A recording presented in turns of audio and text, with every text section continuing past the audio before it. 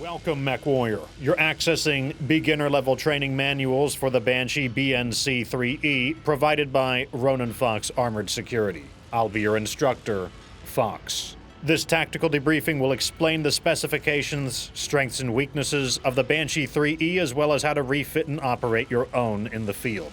Because this is the beginner level, some restrictions will apply, including no lost tech, no upgrades, no mods, level 1 equipment only. DLC will be allowed. Let us begin. Defiance Industries Banshee BNC-3E. Weight class, Assault. Role, Sniper. Availability, Common. Threat level, Reduced. Description. The Banshee is amongst the oldest BattleMechs ever designed, built merely 35 years after the original BattleMech, the Mackie. Engineered for the Terran Hegemony as the ultimate close combat assault mech, the Banshee has a styled death's head cockpit to instill fear into its enemies. However, since it first came off the factory lines, the Banshee has been widely criticized and has a very poor reputation. Using up the majority of its space for an engine that would propel the Banshee to 64 kilometers, the mech had barely any tonnage remaining for weaponry. Its armaments were often compared to that of a medium mech. This did not stop the Hegemony from ordering 5,000 Banshees, and with its awful performance realized, it pushed commanders to use it as a makeshift sniper out of its originally intended close combat role, and generally, commanders saw the Banshee in their inventory as a burden. Today, the Banshee is still haunted by its negative reputation. However, those in search of one will most commonly find them amongst the Lyran Commonwealth, where Defiance Industries continues the Banshee's production. Specifications.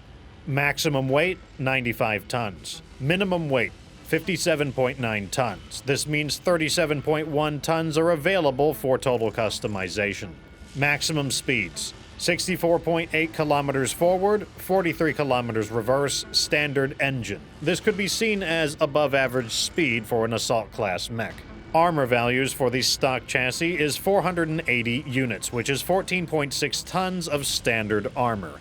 Maximum possible armor is 598 units, which is 18.28 tons. This could be seen as average armor for mechs of a similar role, but below average armor for a 95-ton mech. Stock weaponry includes 1 PPC, right torso, 1 AC-5 burst fire, left torso with 1 ton of AC-5 ammo, which is 80 rounds, left torso, 1 small laser, head, 2 assault hand actuators, melee-capable fists rated at 25 damage, left and right arm, 6 additional heat sinks, 5 center torso, 1 right leg. Strengths and weaknesses. Although originally built as a close combat juggernaut, the actual field use of the Banshee 3E found it utilized as a sniper, which the mech massively underperforms as. These are its strengths. Not slow. While not considered a fast mech, the extra maneuverability does help the Banshee if it reaches close combat. Powerful melee. The Banshee's hand actuators cause significant damage and can also be heavily upgraded as well.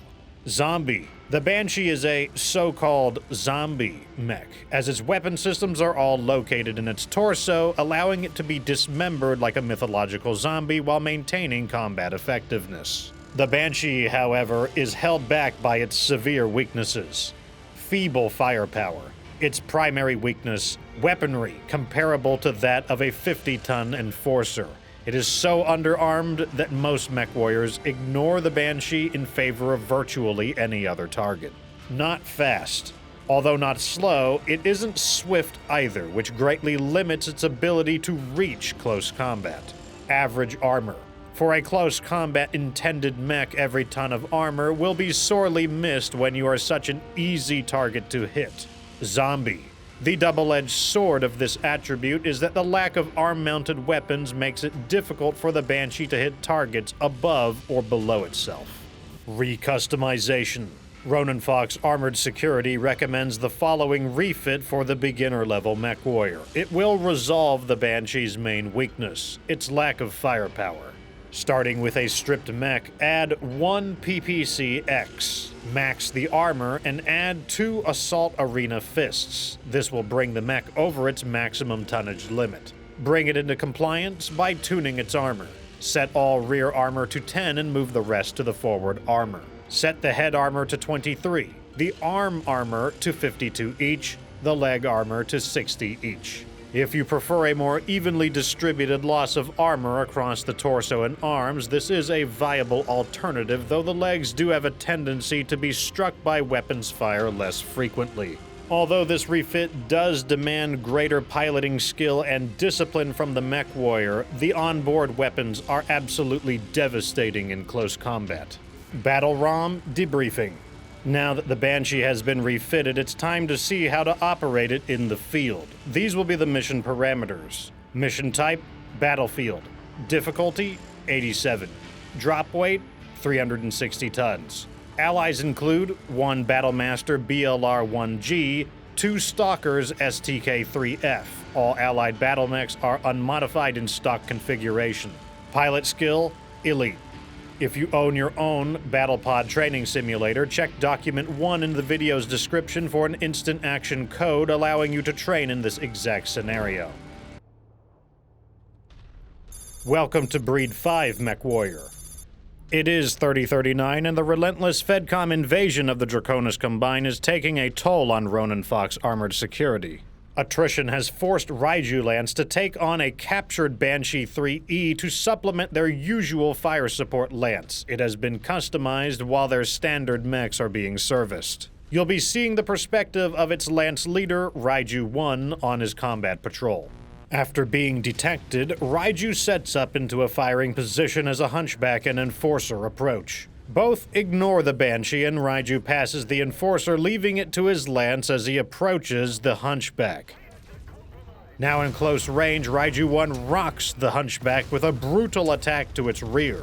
It turns in surprise to face the Banshee, but is quickly hammered down due to the fast-attacking Arena Fists. Its Enforcer Lancemate had also been brought down by the rest of the Lance.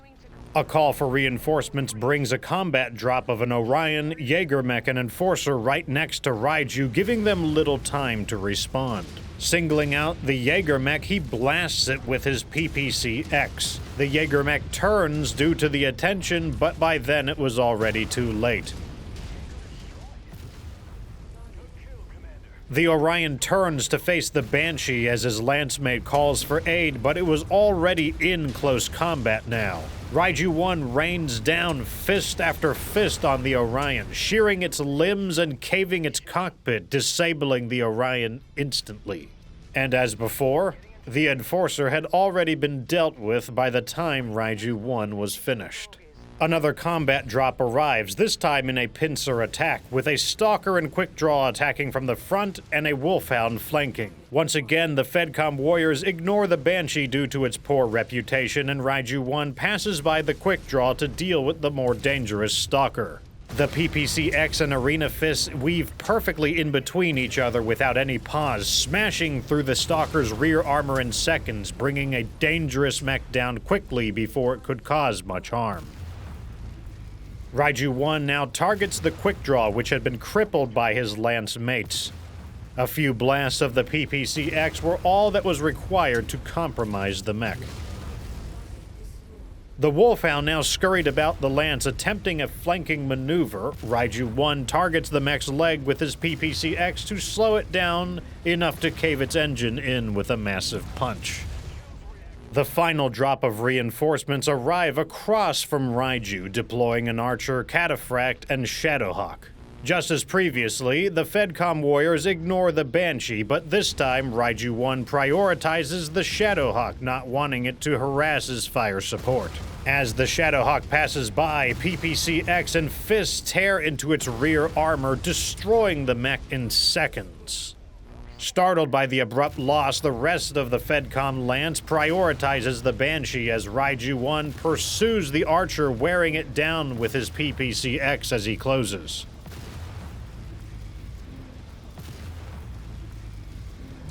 Reaching close range, the Banshee tears into the Archer, raining brutal punches down on the mech before blasting out its cockpit with a PPC-X. With only the Cataphract remaining, missiles, lasers, cannons, and fists all combine to obliterate the mech.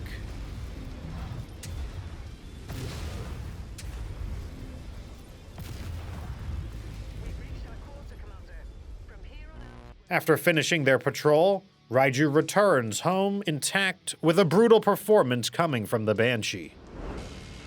This concludes the tactical debriefing for the Banshee BNC-3E. You now have a better understanding of the mech's specifications, strengths and weaknesses, as well as how to refit and operate your own in the field.